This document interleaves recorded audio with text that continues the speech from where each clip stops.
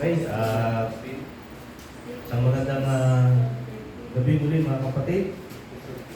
Tayo ay magpapasimula na sa ating pulong panalangin. Tumayo ng lahat. Buksan ang ating banal na kasulatan dito po sa 2 Chronicles, chapter 16, beginning verse 12 down to verse 13. Are you there? Amen. Okay, basahin po natin sabay-sabay sa verse 12. Bible says, And Asa in the 30th and 9th year of his reign was diseased in his feet, until his disease was exceeding great. Yet in his disease he sought not to the Lord, but to the physicians. And Asa was left with his fathers, and died in the 140th year of his reign. Okay, tayo ay sumandaling yumuko, tikip ng mata. Panginoon, salamat sa pulong panalangin na rin sa presensya ng bawat isa sa pagpapasa po ng iyong mga salita. Nihilig po namin malayang pagkilos ng banal na Espiritu sa aming kalagitnaan. Ikaw po ay mangusap sa amin at encourage mo kami to pray more.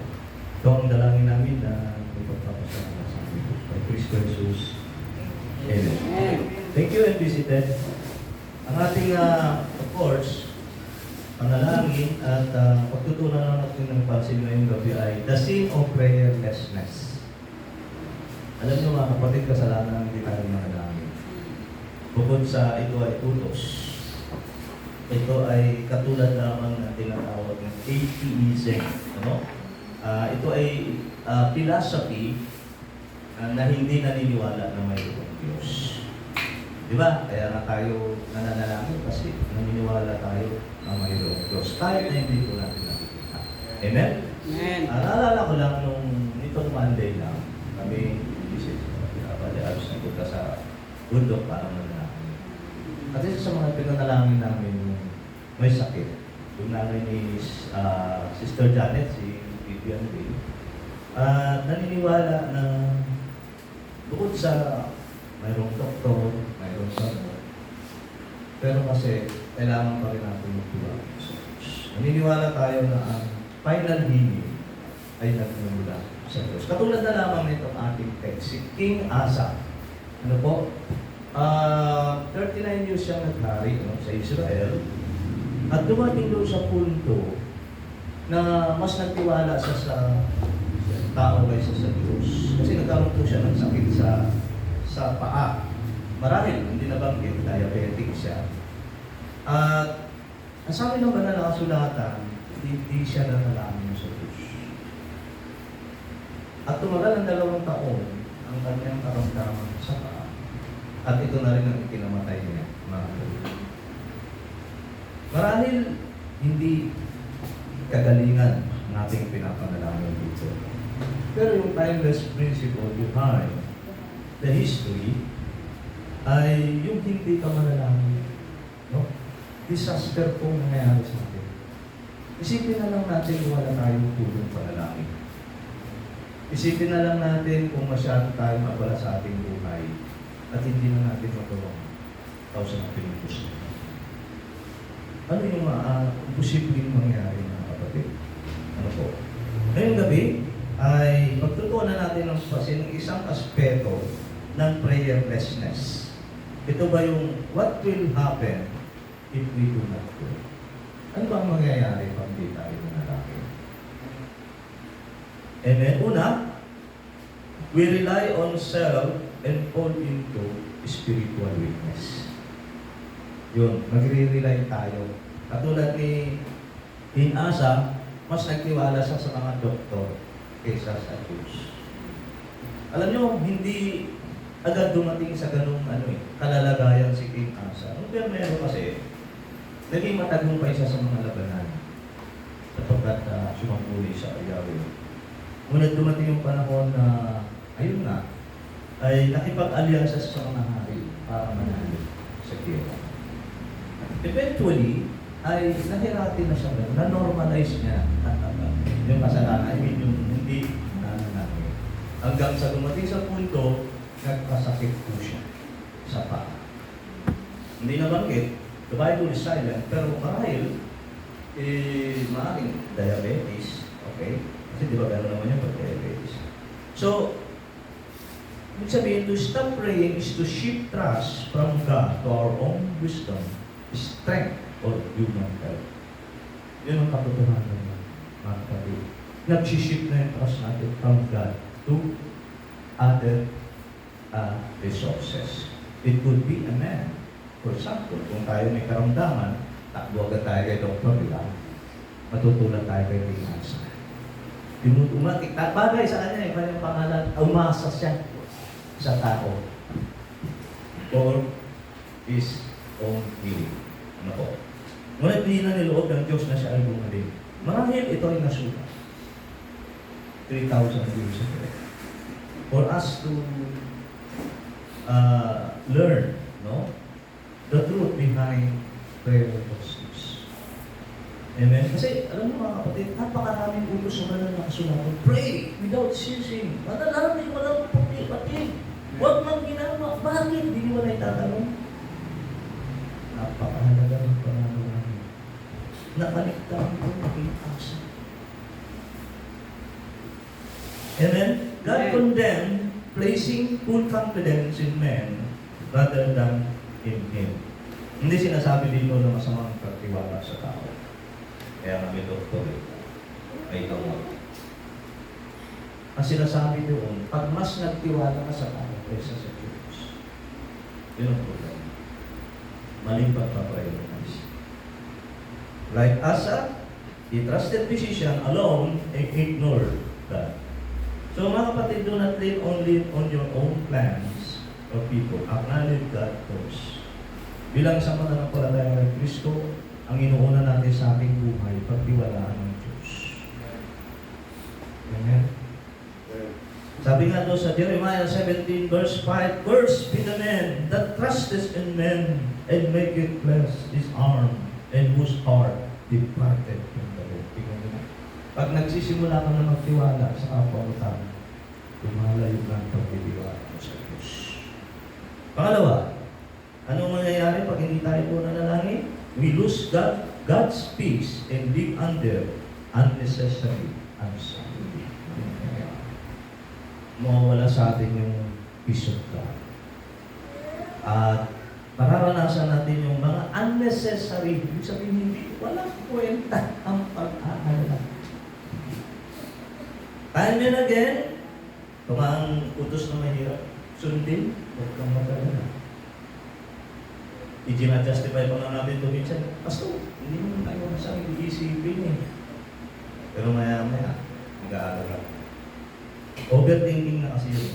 So, prayer hands over burden to God. Without it, we carry them alone. Ganun yun. Kapag tayo nananalangin, ipinapasa po natin sa Diyos ang ating mga kabigatan sa buhay. Kapag hindi tayo nananalangin, bubuhay natin ang tulong natin bigat ang mga burdens mo. Gaano ba kabigat ang dinanalangin ng kabigatan? So, worry takes the place of peace when we refuse to bring everything to you. Ninanakaw niya. No? Dapat sana sa ating puso at isipan ay naroon ang kapayapaan ng Diyos. Kasi yung mag-alala is a choice eh. Di ba? Ninanakaw nito. Siya ngayon yung nakaupo doon sa throne ng puso at isipan. Siya yung nag-rule sa heart and mind mo. Amen? Pinapakalays nito ng tao. Amen? Marami tayong feel factor sa buhay, mga kapatid. Pero alam niyo ba, marami sa mga bagay na pinag-aalala natin, hindi naman talaga nangyayari in reality. Ito ay bumala ng ating mga hallucination or imagination. Amen. So, many struggle with restlessness simply because they stop praying about their fears. Yun. Pag nagsimula ka ng pagkatiwala kayo, lahat ng mga lalahanin mo sa buhay, including yung maliliit na bagay, then, worry will come after you. So, bring every concern, mga kapatid, to God instead of letting worry rule your heart. Pero sa kasabihan na, why worry if you can? Madaling sabihin, pero mahirap piliin. I mean, Pag nandiyan na, sinasabi na, papakatiwala ko sa Diyos. Pero pag nandiyan na yung alalahanin mo sa buhay, ang dami mo iniisip, narantak-ipit ka, hindi mo na alam. Maligagang mata ka na. Sometimes, i-justify pa natin, di ba? Nakakalimutan natin ang tulong para namin. Amen? Amen.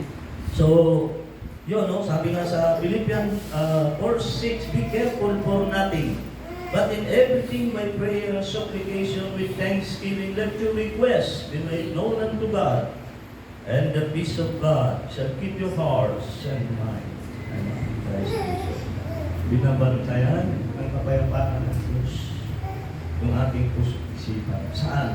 Mula sa mga pagkabalisa. Ay kung pagkabalisa lang pag-uusapan, babalik tayo sa mga Diyosik, yung pinulis ni brother mo. Di ba? Bakit ka na mabalisa? Di ba? Naibon. O. Di ba? O, yung mga alaman sa ano. Pinagmamalasakitan naman ng Diyos. Mas mahalaga ka pa ba? Kaysa sa iyo. Amen? Pangatlo, ano mangyayari mga kapatid pag hindi po tayo nanalangin? We become vulnerable to temptation and spiritual defeat. Remember, no Matthew 26:41, sabi ni Jesus sa mga tatlong alagad na ako nandun siya sa Garden of Gethsemane praying. Sabi ay, watch and pray that you enter not into temptation. The spirit indeed is willing, but the flesh is weak. Nalala ko lang. Habang nananalangin kami ng brother Arthur sa bundok, San Rafael. Sabi niya, Pastor, it took 1.5 hours praying. Pag-break natin, sinabi ng Panginoon, nasa tatlong natagad, habang nananalangin sa Garden of Gethsemane, yung isang oras na, hindi nyo may bigay sa amin, sa pangalan namin. Totoo ba? Yes. So, nakita naman natin historically kung babaybayin natin ng mga nangyari. Si Peter, natulog, hindi nakapanalangin, ayan lang. Marating na yung mga Roman soldier, kasama si Judas Iscariote. At tinalikan ni Judas Iscariote si Jesus. At ayun, si nanagat ng taingan ng Roman soldier si Peter. Bakit? Hindi lang ako panalangin. The spirit is willing, but the flesh is weak. Diba? Kaya mga nalangin pag pagod tayo. Galing tayo ng trabaho, pagod tayo. Puro na tayo. Bakit? Gusto mo, gusto niya magpahinga na lang. Tama? Pero yung spirit willing, gusto mo na pag-gaib ng Diyos. Amen? Amen. So prayer is our watch and spiritual defense. Without it, we stand on hurdles. Yeah, bukas yung bigyan. Kaya tayo sabi sa vulnerable. Yeah. So disciples sleep instead of praying and Gethsemane. Alam natin yung history niya. Kaya mga kapatid, watch and pray daily, especially when facing trials of temptation. Importante po ito. Ang apat, anong mangyayari? Kapag hindi tayo nanalangin, we lack wisdom and make wrong decision. Ano na? Importante ito sa trabaho. Diba? Araw-araw gumagawa tayo ng desisyon sa ating trabaho. At pag nagkamali tayo ng desisyon, babalik sa atin yan. Diba? Kasi ang mali lamang inuulit mga kapatid. Amen? Amen. So, God gives clear guidance and wisdom to those who ask. Prayerlessness means we decide without His life. Yeah, wala nang guidance. Dinesisyonan na natin ang isang bagay na hindi ka natin masyurta sa Diyos. So, we often face problem because we simply do not ask God for direction. Hindi tayo humingi. Minsan yung mga maliliit na bagay, masyado natin na-underestimate. Ay, kaya ko na ito. Pray pa. Hindi na. Yun lang, pag nagkaroon ng aberya dyan, mga kapatid, yun. Tuturuan tayo ng action ng Diyos. Amen? So Asa made a fatal choice by consulting only men instead of seeking God's will. Ina sa ginawa ni King Asa. Kanino lamang siya kumonsulta? Sa mga doktor. Hindi siya kumonsulta sa Diyos. Hindi siya humingi ng kagalingan sa Panginoon. Amen? So before major choices, pause and ask God for wisdom and understanding. Naalala ko yung sinasabi dun sa Proverbs 3:5-6. Trust in the Lord with all thy heart, and lean not unto thy own understanding in all thy ways, acknowledge Him, He shall direct thy path. Okay, pang-lima, anong mangyayari? Pag hindi tayo nanalangin, we grow distant from God and stagnate spiritually. Ano ibig sabihin nito? Mababansot tayo spiritually. Ibig sabihin, isang mahalagang sangkap ng paglago sa pananampalatayang nakikita ko sa Diyos. Amen? Kasi stay connected tayo sa source ng ating energy. Amen? So prayer is the breath of our relationship with God. Without it, fellowship fades and we stop growing. Kita niyo na? Breath yung hininga. Subukan mo maghuminga sa loob ng 3 minuto. Kapag walang oxygen ang heart natin sa loob ng 3, we will die soon. Likewise, ganoon din mga kapatid, ang ating napaka-vital ng ating prayer life sapagkat ito yung nagbibigay ng buhay at kalakas sa ating relasyon. So you cannot draw near to God if you refuse to speak and listen to Him. Two-way ang dilas ang ating communication sa Diyos. God speak to us or through His written word. At tayo speak to God directly through prayer. So hindi pa pwede na tayo makakalapit sa Diyos ng barangay. By way of prayer, we come to the presence of God anytime. Amen? Amen. So, yun nga, mga kapatid, years of little prayer lead to coldness, just as our heart gradually turn from true reliance. Kita mo, hindi agad nangyari kay King Asa. Dahil simula naman siyang spiritual, prayer to. In fact, naging matagal sa mga pero dumating yung panahon na yun nga, ay nag-transform. Natuto siyang magtiwala sa kapwa ng tao. Mga kapatid, kapwa ng hari. Minsan ganyan tayo. Hindi natin napansin, natututo tayo magtiwala sa kapwa ng tao. Amen. Pero taas din. Pag nawala na yung pagtitiwala mo sa Diyos, parang ka rin atheist. Taong walang paniwala sa Diyos. So keep your prayer life fresh to maintain Diyos intimacy with the Lord. Ano yung natutong sa ano? Sa mundo, nananalangin. Damang-damang namin yung presensya mo. Ganun kasi yung we are close to nature, we are close to God. Amen? Kasi, mapapansin mo kapag daw nakatingin ka sa creation, may mensahe para sa iyo na, and you're talking to the Creator of the universe. Amen? Amen. Kung na-privilege mo na tayo ay makadulog sa throne of grace by way of the cross. Amen?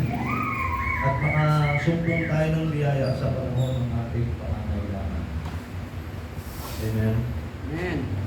Yeah, and this is the confidence that we have in Him, that if we ask anything according to His will, He healeth us. Have you heard that? He healeth us.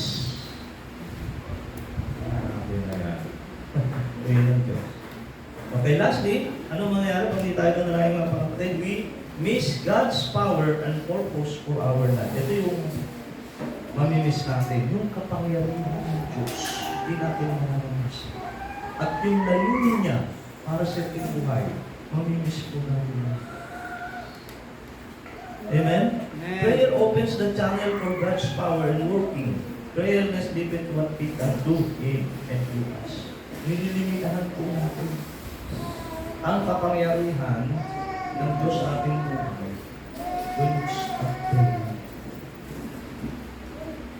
Amen? Amen. Inutin lang ba ng Diyos? Mga kapatid, if we stop, when we stop praying, we stop trusting. Amen? Amen.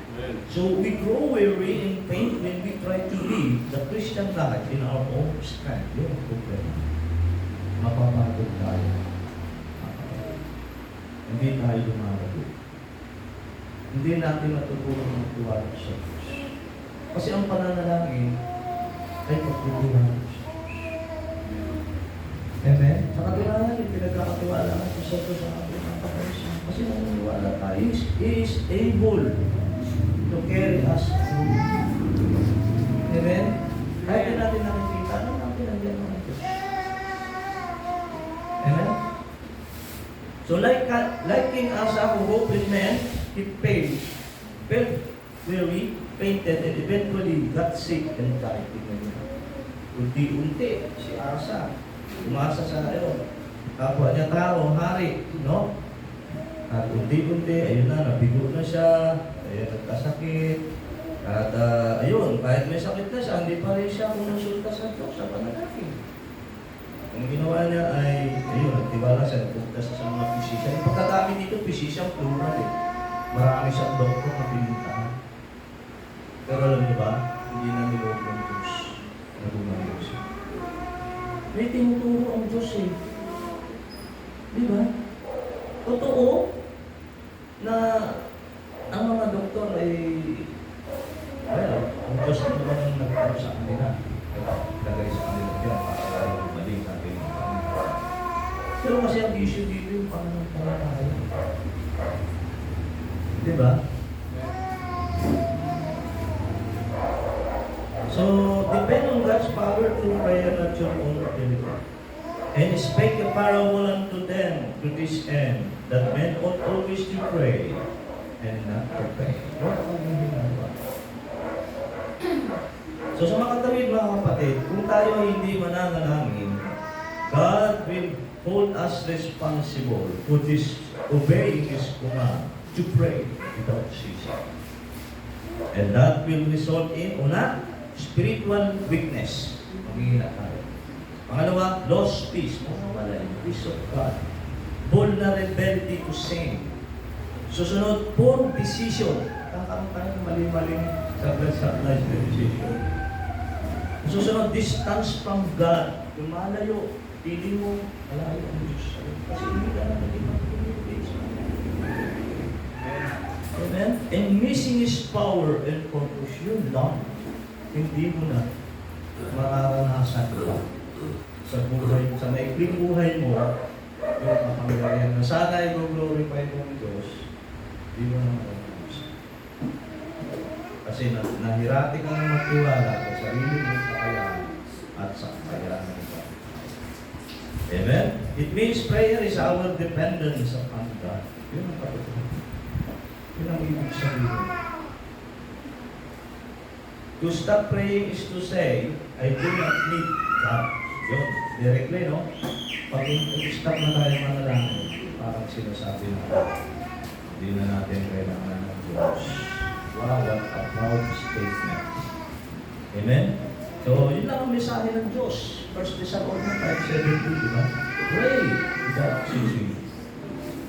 When we keep praying, we keep trusting God. Ito ang mensahe ng Diyos. Amen. Amen.